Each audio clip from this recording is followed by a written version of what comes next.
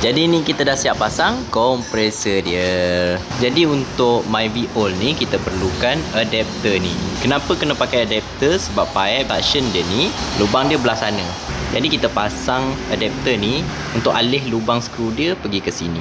Jadi bila kita pasang adapter ni, jadi kita dah boleh pasang pipe suction dia.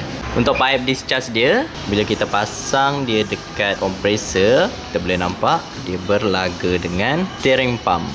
Jadi nanti kita kena bengkokkan dulu pipe dia sikit. Lepas tu kita panggil Abang Fakrul untuk bengkokkan. Pipe ni kita kena bengkokkan dia sikit, jarakkan dia dengan steering pump dia. Jadi kalau anda nak buat kerja ni dekat rumah, anda kena ambil nombor Abang Kimi kita. Nampak tak? Supaya dia tak kena lah bila vibrate.